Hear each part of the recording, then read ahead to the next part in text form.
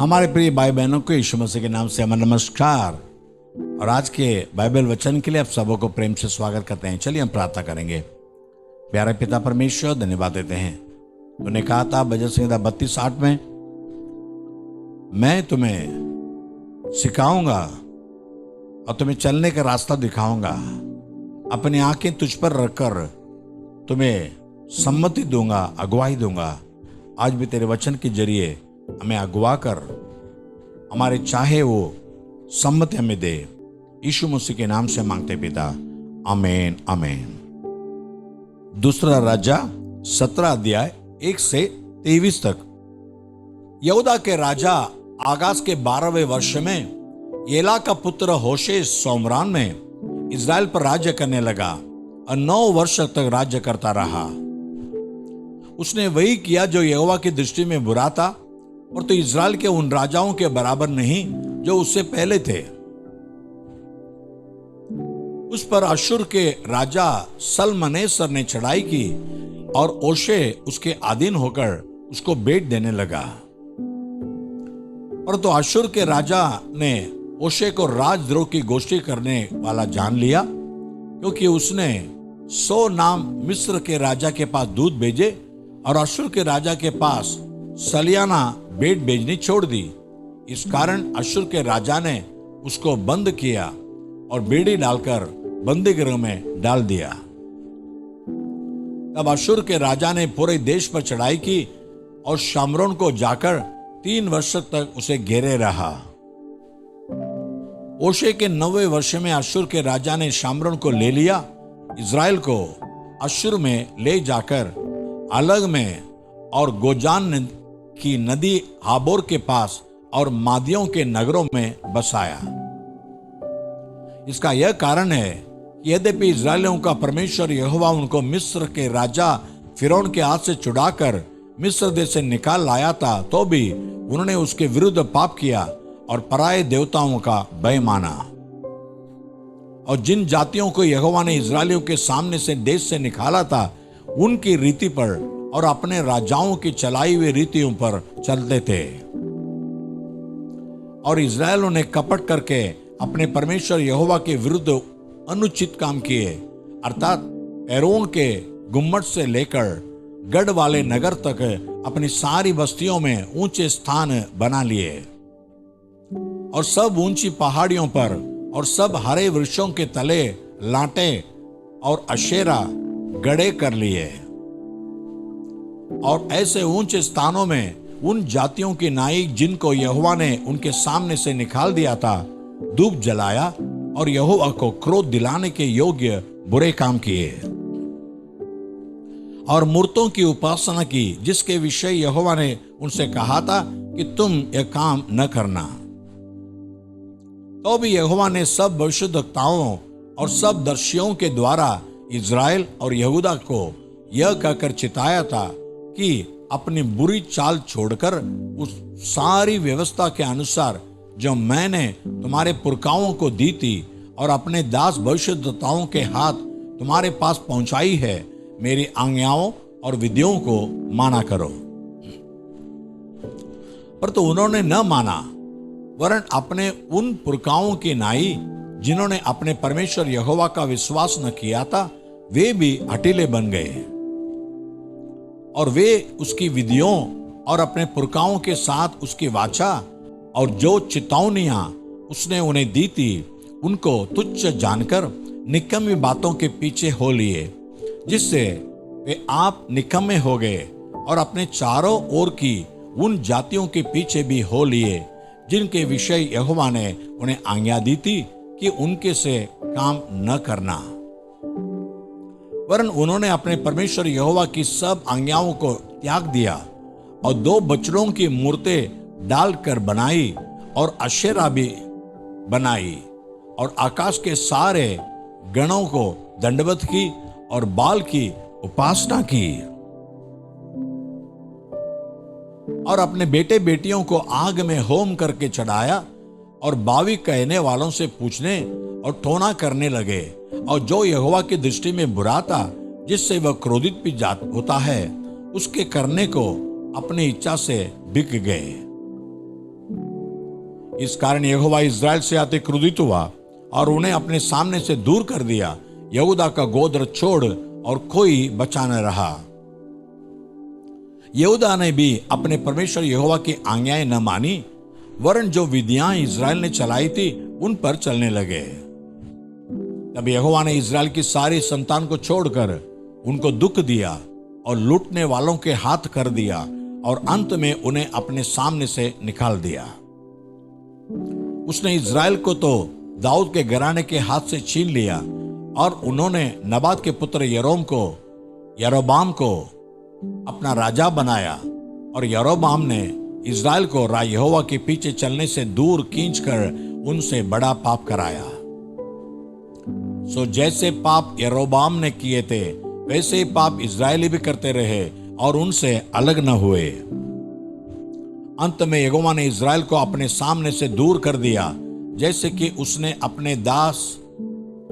उसने अपने सब दास भविष्यद्वक्ताओं के द्वारा कहा था। इस प्रकार इस्राएल अपने देश से निकाल कर अश्शूर को पहुंचाया गया, जहां वह आज के दिन तक रहता है। आमोस भविष्यद्वक्ता की किताब, उसका पहला अध्याय पढ़ने वाले हैं। आमोस तकोई जो भेड़ बकरियों के चराने वालों में से था, उसके ये वचन हैं जो उसने यहूदा के राजा उज्जियाह के और योवाश के पुत्र इस्राएल के राजा यरोबाम के दिनों में बुलडोल से 2 वर्ष पहले इस्राएल के विषय में दर्शन देकर कहे। यहोवा सिय्योन से गरजेगा और यरूशलेम से अपना शब्द सुनाएगा, तब चरवाहों की चराइयां विलाप करेगी और कर्मेल की चोटी झुलस जाएगी। यहोवा यूं कहता है, दशमीं के 3 क्या वरन 4 अपराधों के कारण मैं उसका दंड न छोड़ूंगा, क्योंकि उन्होंने गिलाद को लोहे के दावने वाले यंत्रों से रोन डाला है।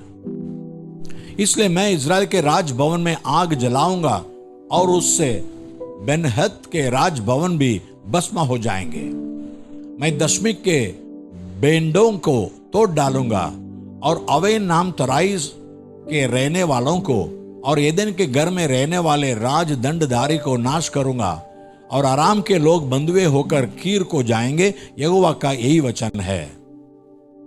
यहोवा यूं कहता है, अज्जा के 3 क्या वरन 4 अपराधों के कारण मैं उसका दंड न छोड़ूंगा, क्योंकि वे सब लोगों को बंधुआ करके ले गए कि उन्हें एदोम के वंश में कर दे।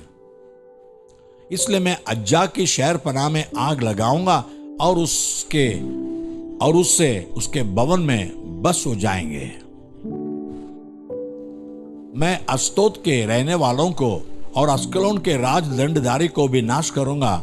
मैं अपना हाथ एक्रोन के विरुद्ध चलाऊंगा और शेष फलिस्ती लोग नाश होंगे। परमेश्वर यहोवा का यही वचन है।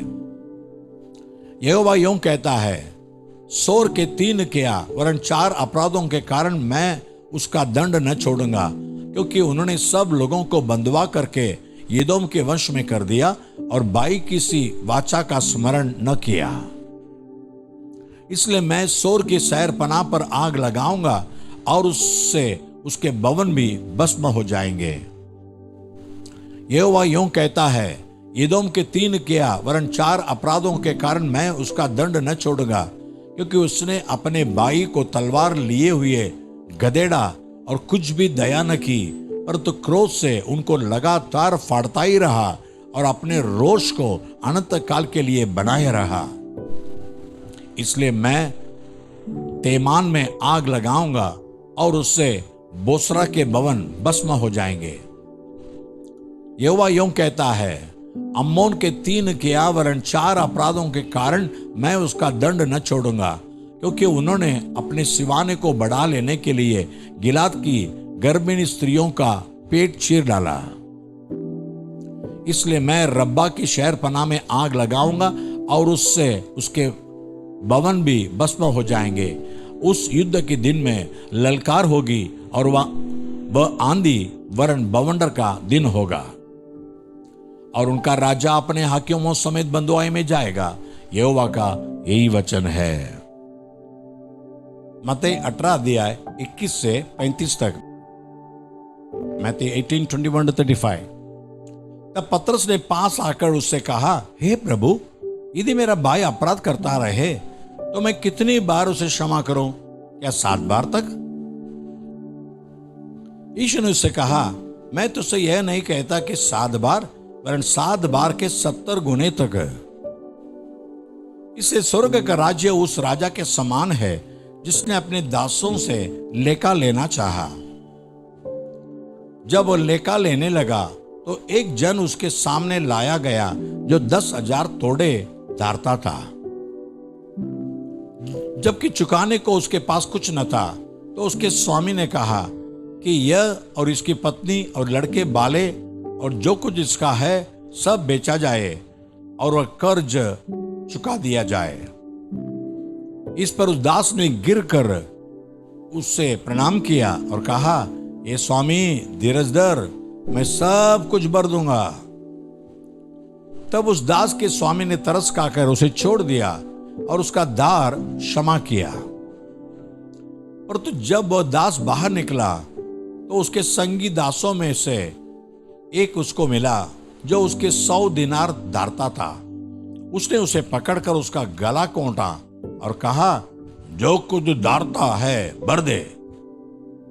इस पर उसका संगी दास गिरकर उससे विनती करने लगा कि धीरज धर, मैं सब भर दूंगा। उसने न माना और तो जाकर उसे बंदी गृह में डाल दिया कि जब तक वह कर्जों को भर न दे तब तक वहीं रहे। उसके संगी दास यह जो हुआ था देखकर बहुत उदास हुए और जाकर अपने स्वामी को पूरा हाल बता दिया। तब उसके स्वामी ने उसको बुलाकर उससे कहा, ये दुष्ट दास, तूने जो मुझसे विनती की तो मैंने तो तेरा वह पूरा कर्ज क्षमा किया। सो जैसा मैंने तुझ पर दया की, वैसे ही क्या तुझे भी अपने संगी दास पर दया करना नहीं चाहिए था? और उसके स्वामी ने क्रोध में आकर उसे दंड देने वालों के हाथ में सौंप दिया कि जब तक वह सब कर्जा भर न दे तब तक उनके हाथ में रहे। इसी प्रकार यदि तुम में से हर एक अपने भाई को मन से क्षमा न करेगा तो मेरा पिता जो स्वर्ग में है तुझसे भी वैसा ही करेगा। आइए हम प्रार्थना करेंगे। प्यारे पिता, धन्यवाद देते हैं, तूने हमारे कितने अपराध क्षमा किए हैं। आज भी हम तेरे पास जब क्षमा मांगते हैं तो हमारे सारे अपराध को क्षमा कर देता है, हमारे गुनाहों को माफी कर देता है। हम भी दूसरों को माफी करना चाहिए। आज भी प्रभु जो भी कहते हैं, प्रभु यीशु मेरे पापों को क्षमा कर, तेरे पवित्र लोगों से मुझे शुद्ध कर दे, हर एक को शुद्ध कर और पाप क्षमा के निश्चय उनके दे दे। साथ ही उनके मन में भी दूसरों को माफ करने की ऐसे दया डाल दे ताकि वे भी दूसरों को माफ करें, ताकि परमेश्वर के राज्य में हमें स्थान मिले। और वचन सुनने वाले सबके जीवन में जो भी भलाई चाहते हैं सब कुछ दे दे। यीशु मसीह के नाम से मांगते पिता, आमीन और आमीन। God bless you. परमेश्वर आपको आशीष करे। आमीन।